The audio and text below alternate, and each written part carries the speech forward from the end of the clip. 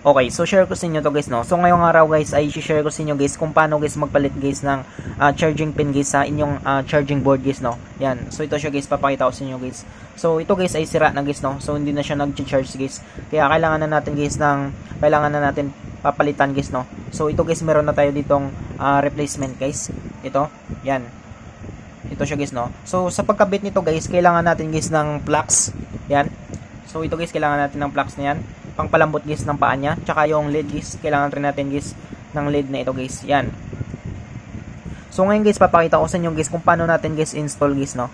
So una natin na gagawin guys ay kailangan rin natin ito guys, pang holder guys.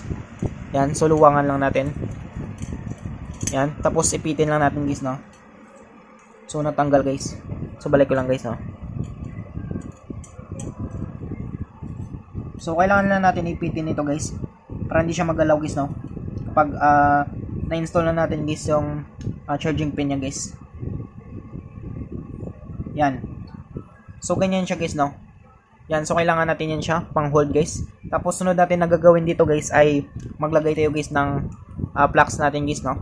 Yan. So mag-inject tayo guys ng kunting plugs sa kanyang mga dito guys ang ngipin niya tsaka sa paa niya. So ito guys yung ngipin niya, lagyan natin yung ngipin na ito. Yan.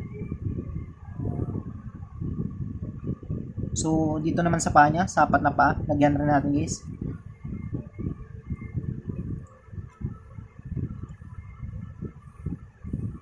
So, yan siya guys, no. So, dito guys, kahit wala tayong wala tayong hot air or guys, blower guys, ay kayang-kaya natin tanggalin ito guys, no. So, kapag meron kayong guys ay micro na hindi ginagamit katulad nito, so ito guys hindi ko na ginagamit guys, no. So, halimbawa lang naman guys na wala kayong tweezer, ganito, pang hold nito. Yan, pang hold niyan guys, ay pwede tayo gumamit ng ganito guys, no. Yan. So, saksak lang natin yan siya dito.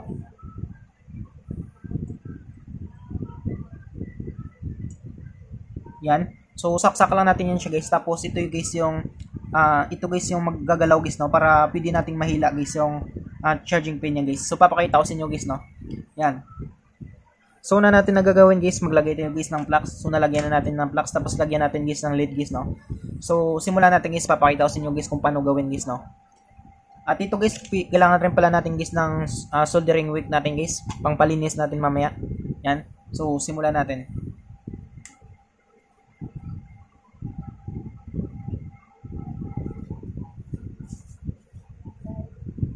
So, lagyan natin guys ng lid para maglambot siya guys, yung paa niya.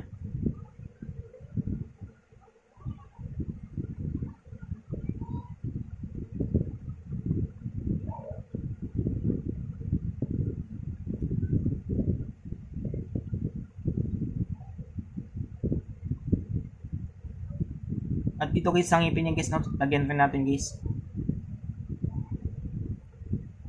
Yan. So, yung hit natin guys, no, ay 350 hit guys. Yan. Tapos, simulan na natin guys, no. So, ito guys yung hawakan natin guys, no, para hindi tayo guys mainitan guys.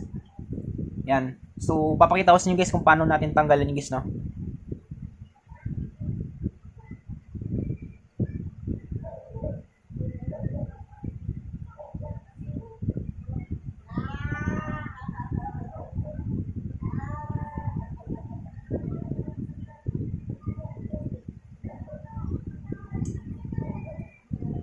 So, yun siya guys, no? Gumalaw na siya guys.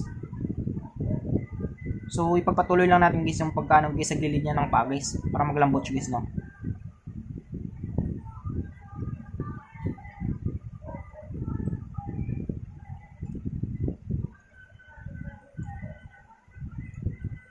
Yan, tsaka dito guys ang ngipin niya. Yan. So, kung makita nyo guys, natanggalan natin siya guys, no? Kahit hindi na natin kailangan guys ng tweezer or hot air guys, no. Yan. So ngayon guys ay linisin lang natin guys, no. So linisin lang natin yan siya guys.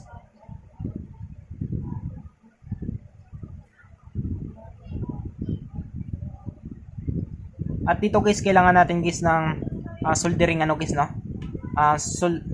Desoldering wick guys. So lagyan natin guys muna ng flux guys konti. Pangpalinis natin. Yan. So lagyan natin guys ng flux guys para magdikit siya dito guys sa ating desoldering wick guys, no. Yan.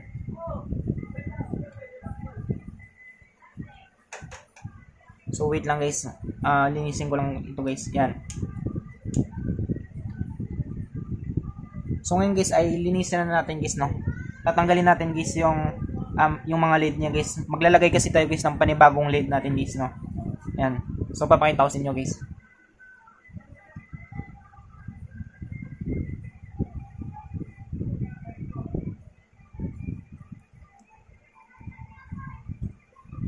Yan. So ganyan lang siya guys, no. Galag-galawin lang natin guys hanggang sa malinis siya.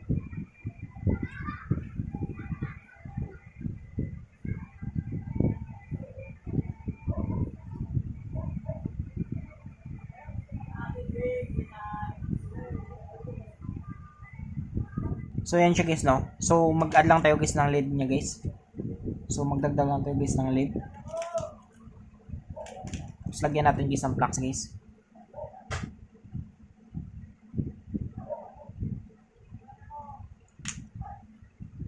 So lagyan natin guys yung flux guys, yung mga ngipin nito guys, no.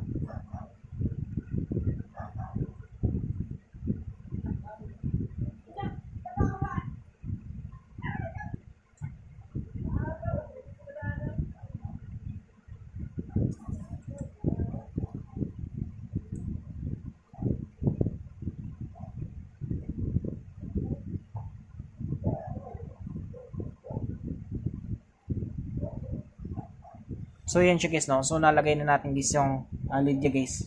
Tapos lagay natin guys yung ano niya guys, no. Yung charging pin niya guys. Yan, so ito siya guys, no.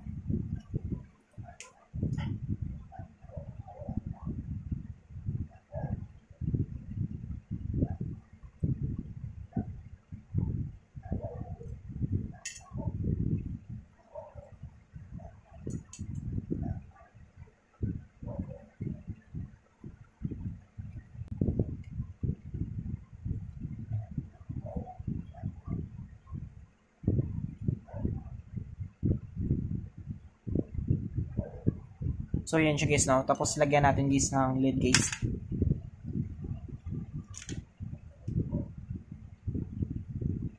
So magdagdag tayo guys ng flux guys, no, para magdikit siya ng maayos guys.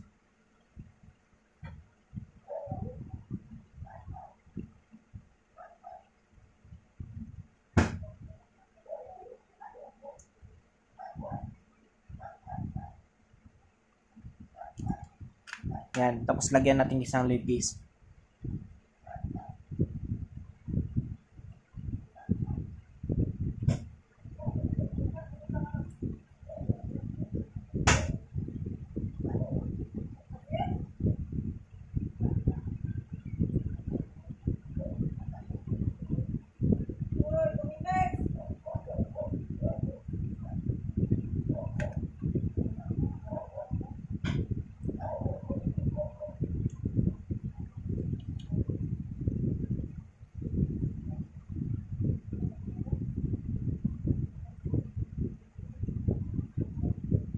Yan. So, nailagay na natin guys yung paa niya guys, no. Tapos dito naman tayo guys ang ngipin niya guys.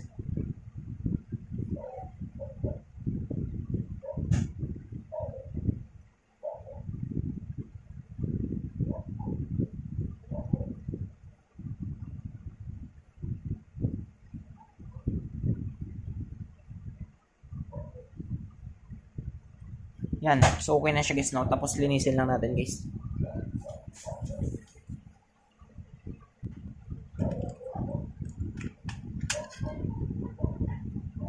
So lagyan natin guys ng ano guys, ng lacquer thinner guys.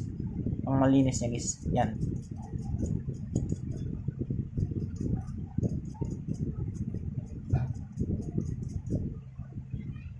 So dapat guys luto guys yung pagka ano nyo guys, no, pagkainang niya guys. Kasi pag hindi siya luto guys, hindi siya gagana guys, no.